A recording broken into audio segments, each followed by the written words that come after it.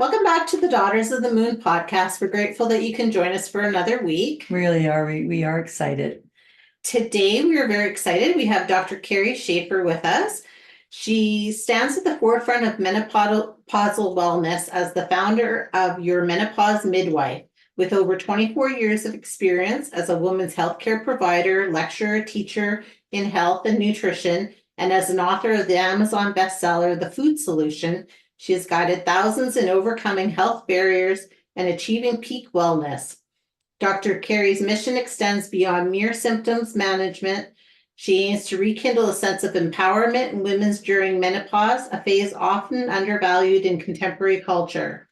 Her holistic approach emphasizes achieving an optimal balance in mental, spiritual, and physical well-being, embodying a transformative journey for women navigating this life stage. So welcome, Dr. Cari. We're excited to be on our podcast. Welcome. I'm so glad to be here. Yeah.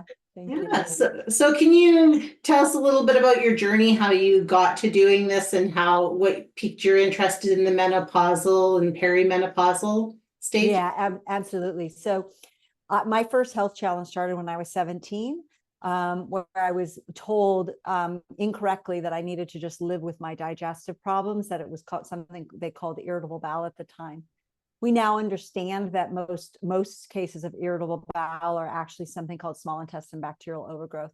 But regardless, it set me down a journey of trying to help myself because I wasn't really offered any tools. When I would eat, I would get what I called stomach attacks. And so I ate very little, and between not absorbing and not eating a lot, I got malnutrition, which weakened my system. Anyway, long story short, I ended up spending the majority of my life in one health challenge or the other, mold exposure, Lyme's disease, all of that. By the time I was in my later 40s, I was healthier than I had been most of my life. So pretty exciting time for me. And one of my health practitioners who lives in Ithaca, New York, I would fly anywhere to get help, said, "Hey, I'm teaching at this detox center. You're having this little digestive thing. Why don't you come and I'll check you and we'll see what we find, and then you can do this detox." And I'm not a big person on heavy detoxes, but it's, I love travel and I love new adventures, and I loved him as a practitioner. So I was like, sure, okay, I'll do it. And then clients would always say to me, "What do you think of this detox?" Or, so this would be an education for me. I'd always been underweight. And so at this point I had gained some weight. So I was like, if I lose a little 5 pounds or whatever, I'll be fine. Right.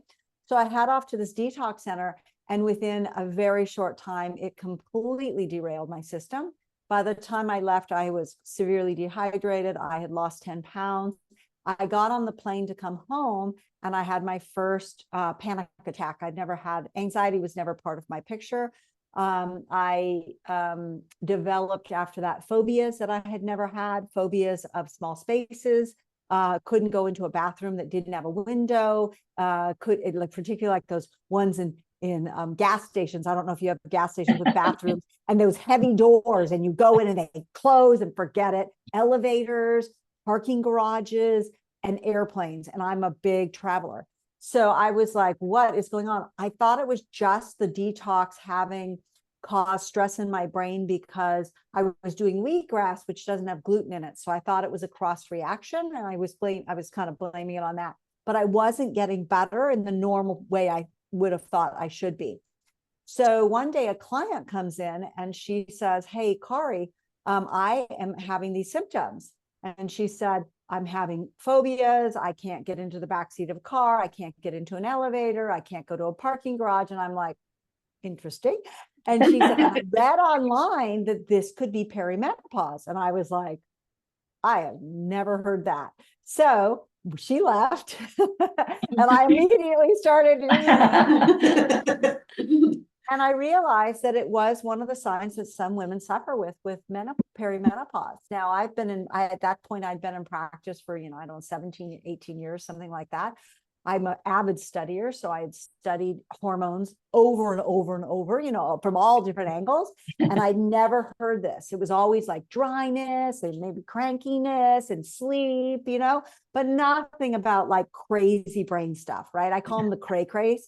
Yeah. And so then I joined these Facebook groups and I'm listening to these women. I'm like, my God, women are just suffering, like way beyond what I was educated about. And in the groups, you're not allowed to offer, any solutions. So I'd sit there and I'd be like, oh my goodness. So I went down the rabbit hole. And what happened for me was I went to a lecture with a group of functional doctors that was being put on. And the woman speaking was supposed to be the natural hormone doctor expert for functional doctors. And she started the talk by standing in front of the room and saying, from a biological and anthropological perspective, women are done post menopause. And I was like, what? Now, for any of your readers that listeners that don't know what that means, just in case, that means that she's basically saying after menopause, we serve no biological purpose. Like it was like, maybe it's a mistake of nature or something. And so the most loving thing we can do is keep a woman bleeding until she's, way longer in life. So to sort of artificially keep her in the fertility years. And I was like, what? And so I'm sitting in my seat, like listening, and I'm like, oh my goodness. So the class goes to the end and she's like, any questions? And I'm like, and I say, so how long do you keep a woman bleeding? And she said, oh, well, my mom is still bleeding. And this woman had to be in her mid to late 60s. So I was like, what? You have your 80 to 90-year-old mother. And so it really showed me that this was the alternative, like this was the solution. And so I was like, I got to change this conversation because this is not correct. and so I started working on developing support for women during this phase. And then about 6 months into this process, the man who had put on this talk reached out to me and he said, hey, I've got Dr. So-and-so coming back. Aren't you excited? Do you want to be there? And I wrote back and I said, you know what? Quite honestly, I found her offensive, her perspective offensive that women are done. Quite the opposite. Like women are just getting started, man. I don't know about you. That's out there. This is like the best time of life. And I'll tell you why in a minute. But this is the best time of life. Yeah, we might have some bumpiness we got to get through. And but from a perspective of getting our energy back and our focus back and our dreams on fire, this is a great time of life, right? And so he said, well, I said, actually, I found it offensive. And he wrote back and he goes, well, I can understand that. I mean, some species die after giving birth. What? Now we have another functional doctor. So these are the alternative doctors, right? These are the doctors who are help the women go to when they're not getting help from their regular medical doctors, right? Who's believing that women are lucky to be alive. What? And so I was like, oh my goodness. And I wrote back and I said, well, with all due respect, black widow spiders eat their mates after mating. What does that have to do with human women? Nothing. So I told him my perspective and he was like, oh, wow. Well, can I share that with her? And I'm like, please do. So I wasn't at the talk, so I don't know exactly what she said, but I kind of would have liked to have been a fly on that wall. But it really, really lit a fire in me. So, and now this is my menopausal, project, right? The thing, like, I don't know if you guys, how long you have been doing your podcast, but this is a fire for me because women need to know that there are 3 phases, major phases in a woman's life hormonally. The first phase is the childhood years. Then we transition into the fertility years. And then we transition into a 3rd phase that is hormonally supported as it should be, which is the wise woman years. Our biological purpose changes. Men have 2 phases. They don't have this 3rd. They don't hormonally shift to support their brain to function differently in the 3rd phase of their life. That's why you have these 86-year-olds still having babies. There's not, I don't think there's a woman out there that would make that choice. No. Right? No. Why would we do that? Right. So Start that's over. what my, right. Right. So the wise woman years are a time when our biological job is support the survival of the species by educating them about how to survive. I'm listening to this book on tape right now. I love books on tape, and it's called Women in White Coats, and it's the history of medical doctors in the United States and Europe. And any woman who wants to have great reverence for women in the medical field, you should listen to this, because what these women had to go through in order to get trained and then get a license was unbelievable. They had to go to different countries. It was incredible, the tenacity of these women. But they started the book by talking about the role of the wise woman before the I want to say the Inquisition, but yeah, before they started a war against wise women. And it literally was, they systematically went about calling women witches that were powerful and had knowledge, and they systematically went about destroying them. Yeah. And one, either burning them at the stake or whatever. And so that part of our culture was lost. And we biologically are still going through that cycle. And so a lot changes for us. We're making a whole hormonal shift. The type of estrogen that's dominant is different. How we make our hormones is different. And all of that serves us in this next phase of life. So I know I said a lot. So I'll give you guys a moment if you have any questions. But as you can see, I'm really passionate about this, because it is not okay that young girls are hearing nothing about this third phase of life. It is not okay that women are going into it, and it can be bumpy for 70 to 80% of women, Western culture women. During this phase, it's bumpy, and it can be really bumpy, as I found out. That doesn't mean that it's wrong. It means that we're out of balance. And I hope we get time to talk about what causes that out of balance and what women can do to empower themselves. Yeah. Yeah. Yes. So Yeah, for sure. Because I know with myself where I'm sitting in life now, and all the different stages I've gone through and that. And when I hit my 50s, and back in my time in your 50s, you were getting old. Right. And so yeah. that was deeply embedded in your mind, like, oh my God, now I'm stepping into my old years. And then Right. so now I just call it, I'm just moving on. Right. And I don't talk about age, especially because that puts something on there already when you put the age factor in there. To me, it's just a matter of where I'm moving now. And I'm glad you're talking about this, because I find now as I'm maturing in life, I'm just getting better, and I'm Better. revving up that engine. And, Right. and it's nice to see that and recognize it as being that, and respecting you for where you are at the moment. Yeah. Right. So my husband doesn't talk about age, and my husband is incredibly young looking, much younger looking than me.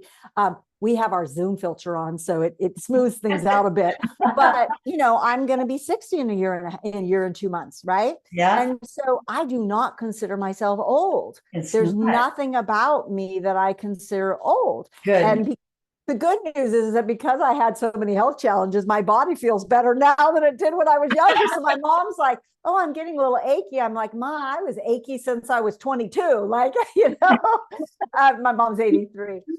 So yeah, there's not, and if things feel, a lot of people will find an ache or a pain, like, oh, I'm just getting old. No. It means the body needs some attention, and you just got to figure out the right kind, right? Yeah. Yeah. So that's my passion, is to do that, yeah. Now, where are you in this whole journey of womanhood? Who, me or Kimmy? Kimmy. Okay.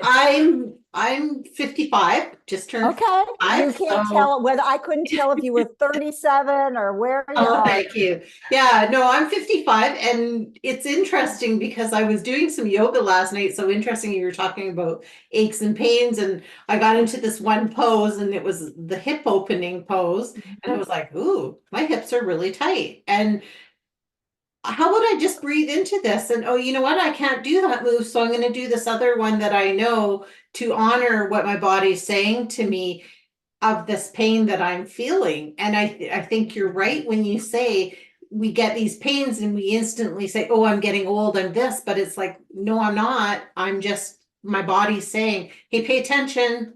I need Yeah. attention from you. Well, and it's true that our joints have had more wear and tear and things might be getting a little drier and all of that. So there is truth to the maturing process, Right. but to just simply, there's so many people that I have worked with that thought they were on their way to a hip replacement at, you know, whatever. And I get them to the right practitioner and they're like, oh my God, you know, I don't even need to consider that because A, I have this person if I need it to go to, and B, Yes. I now know that it can feel better. We just spent 3 days with an 86-year-old friend of ours. His wife wanted to go on retreat, and he has Parkinson's disease. And he's a true wise man. And he always talks about ripening instead of withering, and how a lot of his friends are withering. And you know what you so beautifully talked about was ripening, right? We want to ripen. We want to get better and juicier, maybe not juicier like you know, in our skin or whatever, but juicier in our attitude towards life. So many of the concerns that we had when we were younger, would you not agree? They start to melt away. How I look, whether I'm accepted, what other people think about us. We get to a point where like, I don't care anymore. I'm going to wear what I like to wear. And you know what I mean? I'm going to do what I like to do. And there's actually a biological purpose for that. Because if you think about it, when we're in the fertility years, we're really biologically programmed to multitask and to focus on other people, because our job is to meet a mate, procreate, and then keep our offspring alive biologically, whether we did it or not. I did not have children, so but biologically, that's our biological job. That's what we're biologically in our bodies geared to do. Right? That's right. And so we're really good at multitasking and focusing on other people, because that's how we keep our mate around and our offspring alive, right?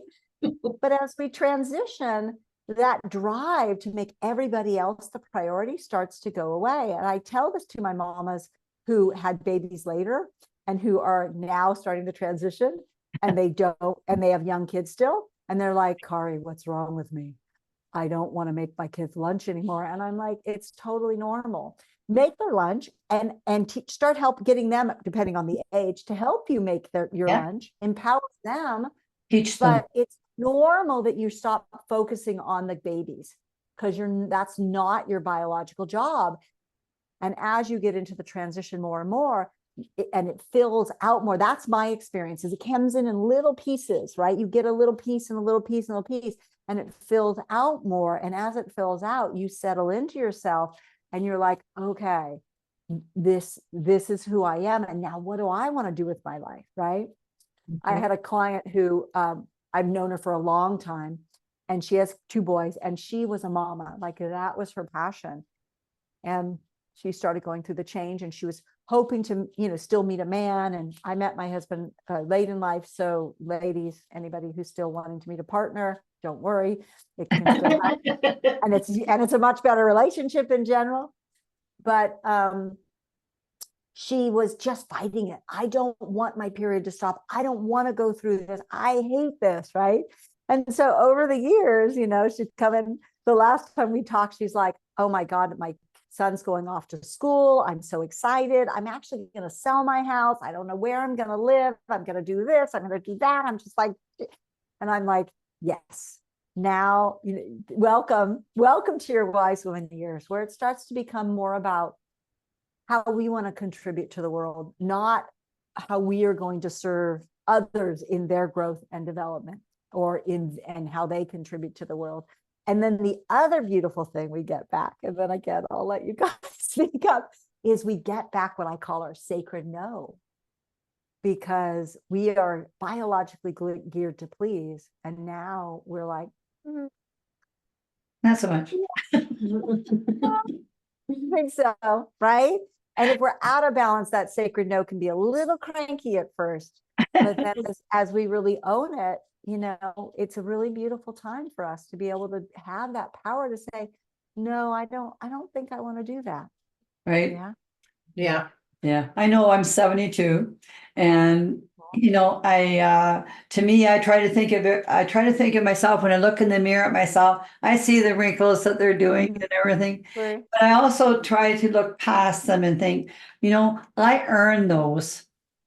And I feel healthy anyways, and that's where I want to feel. And I feel proud that I'm a woman. If I've ever felt so more of a woman and being proud of me, it's as I mature. And I want to take that feeling the rightness of every day with me so I can inspire my daughter and whoever else, you know. Don't be afraid of the menopause. You know, it's 20 years since I had to wear all those things, 20 some. Right. Thank God. And, and Phew. so, I mean, I'm okay with that. A lot less to carry when I'm going away. So, I mean, you Yeah, know, exactly. it's got its real functional things about that. That's on the good side. Yeah. I tell women those first 2 years, make sure you still care. I got caught one time, you know, Oh, so yeah. make sure you can still have some stuff with you those first few years. But after that, it's like, oh my gosh, now I get to do my resources, get to go someplace else, right? Yes, it is. Yeah, it's beautiful. Yeah. But when we talk about resources, the beauty is that why the menstruation stops is in service of that us. That's why I always say that menopause is happening for us, not to us. Right. The changes are happening so that we have our resources to serve in a new way, right?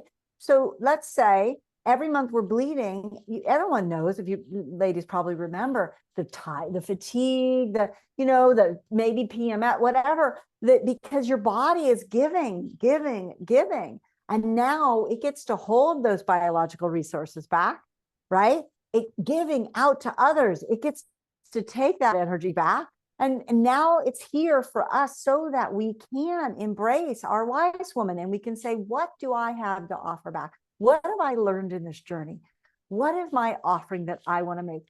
That offering might be to be a fantastic, grandma. That offering might be to volunteer. That offering might be just to be a person who's settled in herself and acts as an example. That offering might be doing what you're doing, educating women. There's no right or wrong offer. It's just knowing that we have a purpose and then starting to ask the question, what is that purpose? Yeah, I agree with that because just kind of coming into being perimenopausal, I have found a lot of different things, like the emotions are like elevated. You're just don't feel like you fit in your skin anymore. You don't really know what you want, like often I'll be kind of weepy and my husband's like, what is wrong with you? I'm like, I don't know.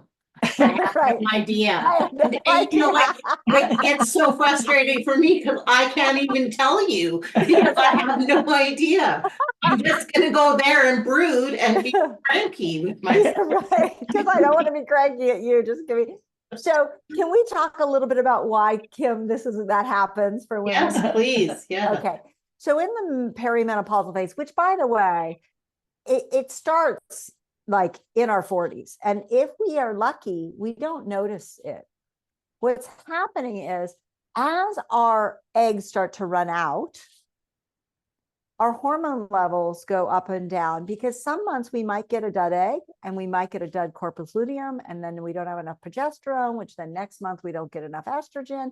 Now our hormone levels are low. When that's happening, our adrenals are supposed to kick in, but the body's still kind of figuring this out, right? So it's in this change. Things are going up and down. We can feel like we're going crazy. So a little bit of that can be natural, although some women go through without it. My mom had like nothing. My grandma, nothing. She's like, I'll just stop bleeding one day. But it goes on for a period of, up to like 10 years, that transition phase. But this is the secret that nobody's talking about. That's a super important one. What starts to happen is your hormones are being made in your ovaries, which that's your ovaries' job.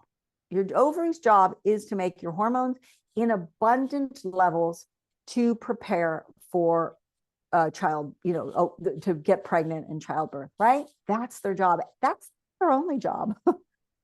Well, as we go into this transition, they go down in their function, right? When we run out of eggs, they stop their function. And what happens is the organ that's now responsible for making the precursor to estrogen, which is now made in your fat, in your belly fat particularly, and your progesterone and your testosterone are your adrenals.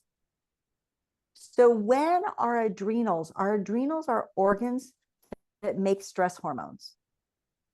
They're little organ gland things. And so when the adrenals are stressed out or tired from overdoing in our fertility years, now they get a whole new job. They're not so good at that job. So our hormone levels decline below the normal range for this phase of life. There's a new normal for this phase of life.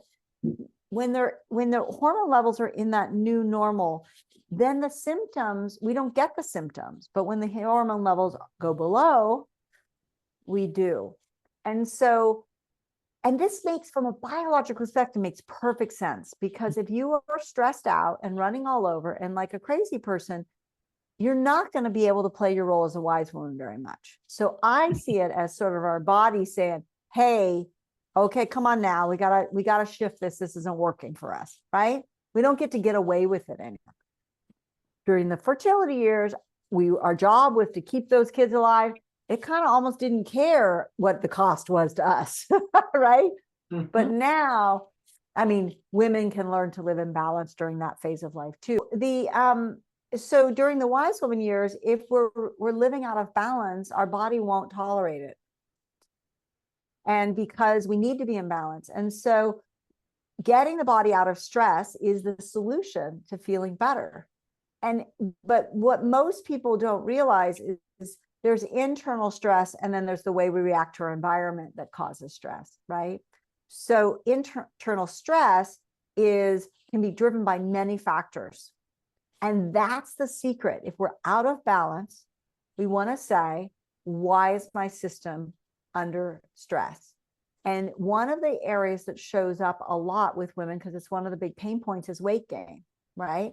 So I was underweight most of my life, and it wasn't until later into the transition that I started gaining weight. And it's the first time in my life that I actually have to think about, like, what am I eating? Because my body is wanting to gain weight. But it's because when we're out of balance, it means our stress hormones are activated. Stress hormones cause belly fat to develop. We can't lose weight when we're on when we're under stress, and also low estrogen causes us to gain weight. And if our hormones are out of balance, say our progesterone's lower than estrogen, that causes us to gain weight. We get insulin resistance. I mean, there's like literally 9 factors that play a role in why we gain weight during this time of life. And so it's a good sign if we're not able to maintain our weight, that the body's under stress in some way, shape, or form. And so that's a big thing for women who suffer with what's going on. And a lot of times women will be like, I don't like myself, and a lot of self-judgment around it. So it's really getting to make peace with ourselves. I live in a culture in California where, there's a lot of like, take the pills and, the weight loss pills and inject the face and don't look, at like anything's changing. I really prefer to support women to do it naturally and healthfully. So we're creating more balance, not less. I think we're going to start seeing the kickback on those weight loss drugs. We just don't know enough about. Yeah. So I agree with that. That's the secret. One of the things that I find that women do the most that really throws their body off is skipping meals. So really not a fan of drastic intermittent fasting. I don't mind a 10 hours of eating, 14 not. I think that's perfectly balanced, but drastic blood sugar swings skipping meals, running off of coffee, totally pushes the adrenal, stresses the system out. I see that in a lot of women, really affects those adrenals. And so getting the blood sugar regulated is a huge piece of this puzzle for women. And yeah, it's a really big. So anyway, so that's kind of what I want women to know, is that it means if you're having a lot of symptoms, it means your system's out of stress. So when I went to that detox center, it threw my body into a really acute stress state. And that was what threw my hormones off so much. And that was what threw me into what I call menopause, not what I call, but what is called menopausal syndrome, different than menopause. So interesting. I hear people talk about menopause as if the symptoms are just part of it. Menopause is normal. Menopausal syndrome is not. And so we want to get the body out of stress and back in balance so that it can start to produce its own hormones. Low hormone levels is a stressor.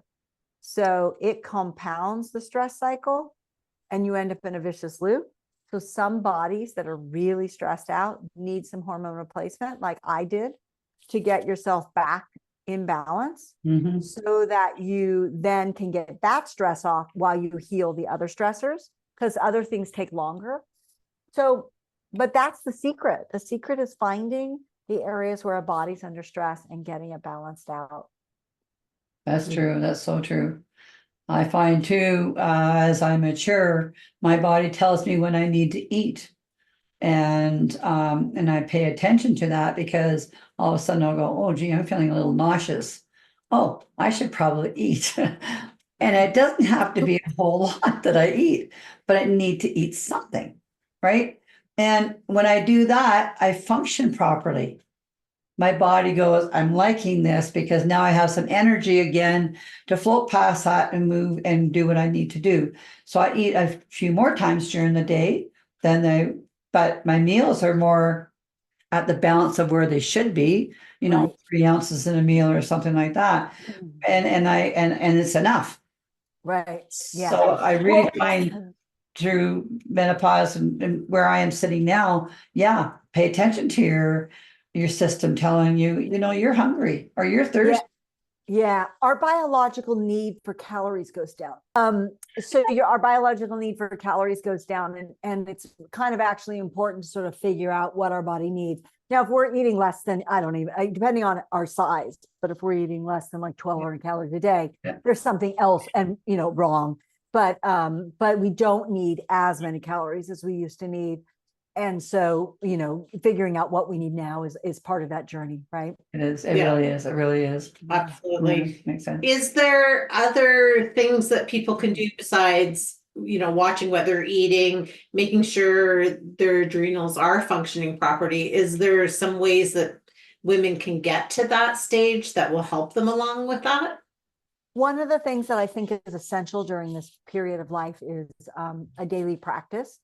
Because, and what does that mean? It means sitting quietly. They call it, I was just at a seminar yesterday on brain health, and they call it non-sleep deep rest, which actually increases dopamine levels. Dopamine makes us feel good. And so doing things like something Shavasana, if any of your ladies do yoga, where you just lie down for 15 minutes with some music on and calm your mind and just breathe, or sitting for 10 or 15 minutes, makes a huge difference, because it does two things. It gets us out of that chronic stress state, even for 15 minutes, which will make us less reactive to our environment. True. Right? True. Start from calm, ladies, and it will go a long way. And A, and B, it also gives us time to start to hear our wise one. We can start to hear those wisdom voices come in, and new solutions to problems will come in, and new outlooks will come in. Yes. So it's a beautiful practice during this time, and it really supports us to navigate all of this, particularly during that transition. I don't know what I would do if I didn't have a daily practice, quite truthfully. I think I'd be a crazy person. Yeah, I do as well have daily practice and I do it in the mornings, and I notice if I don't do it, if I skip it because, oh, I'm rushed, I slept in, whatever, Mm.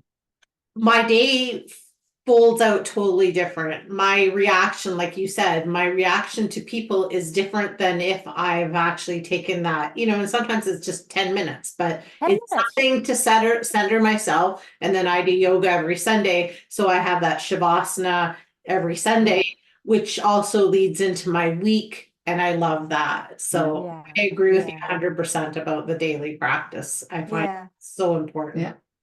And then I wrote a book on food because so much of what we're getting now, I don't know if Canada is any better than the United States, but what we're getting here in the United States is something I call chemically ridden altered products.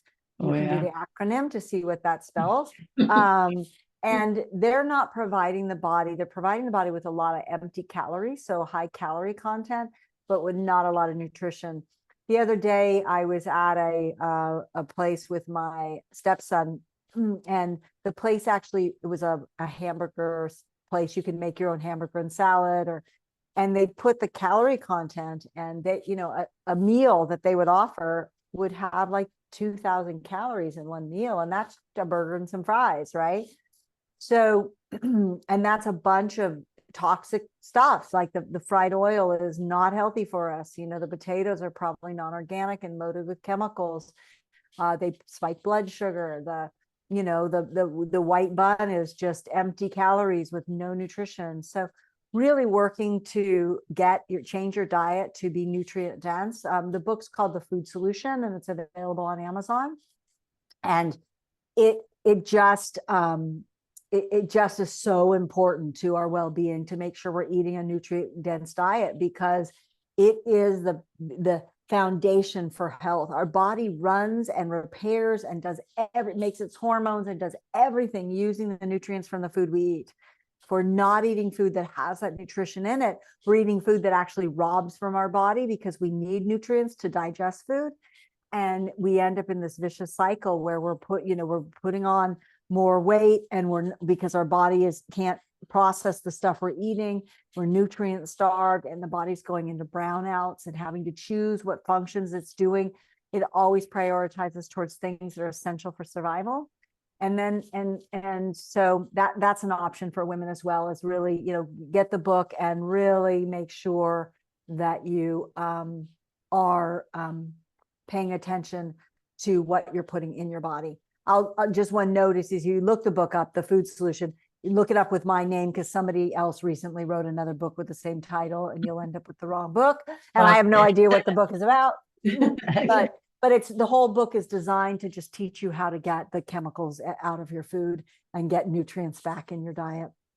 And I think that's important. And I found, like, since in probably about this last 5 years, I have such a hard time having any processed food. So not that I ate a lot of processed food, but now I find when I do, my body instantly reacts. It's like I either get I get a lot of phlegm, or I get a lot of stomach aches or something like that. So I'm just like, I can't. Or if I do occasionally go for fast food, which I very seldom do because I almost always have a reaction, I just don't do it anymore because it's not worth it.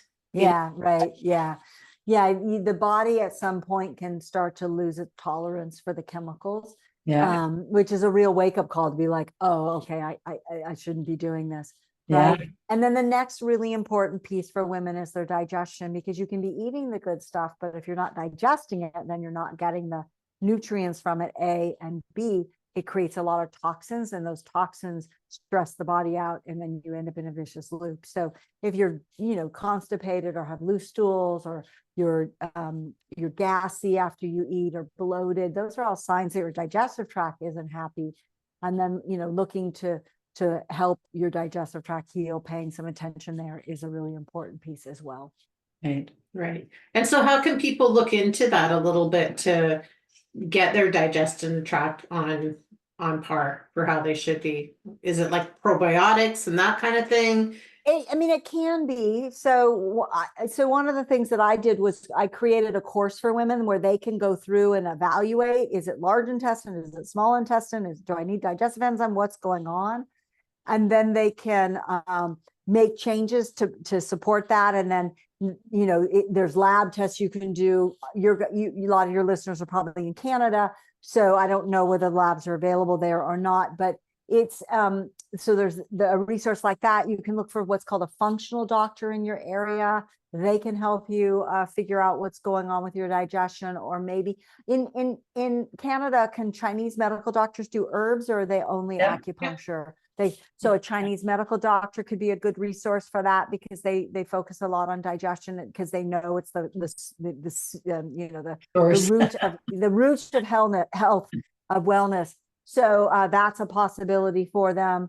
In the food solution book, there's a 21-day diet detox, which cleans the chemicals out, takes out inflammatory food, and that can help someone identify whether or not they're reacting to something that they're eating. That's a nice way to start. It's just like, oh, maybe something I'm eating is a problem. And when you add food back in, you get to trial and error to see whether or not you react to it. And then you get those foods out. Sometimes that's all it is that you're eating dairy and your body just doesn't work well with dairy, or you're eating gluten, or you're eating grains, or something. Right. So that's another thing someone can do to figure out what's going on with their digestive tract. Perfect. Boy, the time is just passing by so quickly. It's all good information we have here, right? Yeah. So where can we find you, or where can people find you on social media? Yeah, so I have a group of women on Facebook called Your Menopause Midwife. Wise Woman. It used to be called Wise Woman Emerging, but it's Your Menopause Midwife. And in there, they can go in and join the group. And we put videos in there and other content in there. So that's one way to find me. I am not a big social media person beyond that, I have to be honest. I have a business page at Dr. Cari for Health, but the stuff that's really focused on menopause is in that group. And they can find me on YouTube. And a lot of my stuff on YouTube is centered around the menopausal journey. So they can go to YouTube, Dr. Cari Schaefer, and find me there as well. Wow. Perfect. That's wonderful. So if there was something that you could leave our followers with, what would that be? A final thought. So the final thought is to know that during this time, so in every human, we have programs in our brain that have taught us, they were imprinted when we were a child. Mm-hmm. And those programs teach us how to respond in the future. And they've been active throughout our life. A lot of people might call those programs trauma responses, but the way our brain works is that we experience something new. Our brain says, oh, let me make an imprint of this, so in the future, when I experience this again, I know how to respond. Well, most of the things we experienced knew was when we were children. So some of these programs aren't very sophisticated. I call it outdated survival programming. And I think that we have a free gift for your listeners that is an audio about that. Yes. And the outdated survival programming gets really active, Kim, at your phase of life. So it gets very active when the body's unstable, because the body's stressed out. And so it starts to look for the reason, and it keeps going back to the past, the things that happened in our past. And so if we know that, we can start to, and if you listen to this audio, you'll start to understand that there's ways to do what I call a pattern interrupt, and not to live at the effect of these old programs. And it's a really important piece, because if you think about it as well, why would these become more active? Because as we move into our wise woman years, it's important that we distill what we've learned in our life, so that we have the wisdom to teach, right? And so they get more active, and we can start feeling like we're a crazy person. And your teenage daughter is not the problem. Very often the women come in and they're all focused on their teenage kids, and what they're doing wrong. Most often it's this programming that's been activated in us. It's the stress in our system. And so, listen to that audio and get some more information about this aspect, so that you have some tools to navigate it. It'll make things a lot smoother. Wonderful. Well, thank you so much, and thank you for the free gift, and I will put that in the show notes for everybody and your Yeah. contact information. It's been a real It pleasure. sure has. So much Pleasure. information. We really appreciate you being on with us and sharing that information with all of our followers. Oh, yeah, you bet. It's been, yeah, it's been lovely being here, both of you. Now, did you say your mother and daughter? Yes. Yes. I didn't know that. I love this. I love that you're doing this. Oh, well, Thank you. it's We so love it. beautiful. Yeah, yeah. Well, thank you so much for having me. It really was my pleasure. Yes, ours ours too. as well. So Ours too. Mwah. take care and Thank have a you. wonderful day. Thank you. And everybody else, tune in next week. You bet.